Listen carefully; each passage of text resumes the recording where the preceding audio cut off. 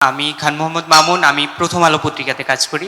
আমার জানার জায়গাটা আবার হচ্ছে আপনারা শুরু বলেছিলেন, এরপরে এপ্রিল পর্যন্ত সেই বিষয়টাতে আপনারা নমনীয় দেখাচ্ছে।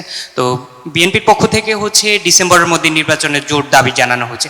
আমার জানার জায়গাটা হচ্ছে যদি ডিসেম্বরে নির্বাচন হয়, আপনারা সব আসনে লড়ার মতো, অথবা হচ্ছে ডিসেম্বরের যে নির্বাচন যদি কোনোভাবে হয়, তাহলে সেখানে আপনারা কতটুকু লড়াই করতে পারবেন? ধন্যবাদ। ওনার বক্তব্যটা কিছু ক্লিয়ার হয়েছে আর কিছু সাউন্ডের কারণে ক্লিয়ার হয়নি। আমি বলতেছি আপনার পক্ষে। উনি জানতে চেয়েছেন যে আমরা ফেব্রুয়ারি টু এপ্রিল একটা ফ্লেক্সিবল টাইম আমরা মেনশন করেছি। প্রথমে ফেব্রুয়ারি বলেছিলাম, পরে এপ্রিল পর্যন্ত আমরা এটাকে ফ্লেক্সিবল করেছি। আর অন্যদিকে বিএনপি তারা ডিসেম্বরকে স্ট্রিক্ট করছে।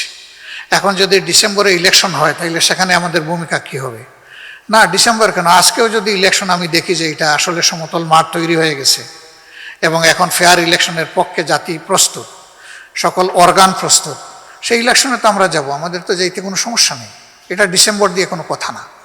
কিন্তু এই বিষয়গুলো পরিষ্কার না করে ডিসেম্বরে এপ্রিলে হলেও তো কোনো লাভ হবে না।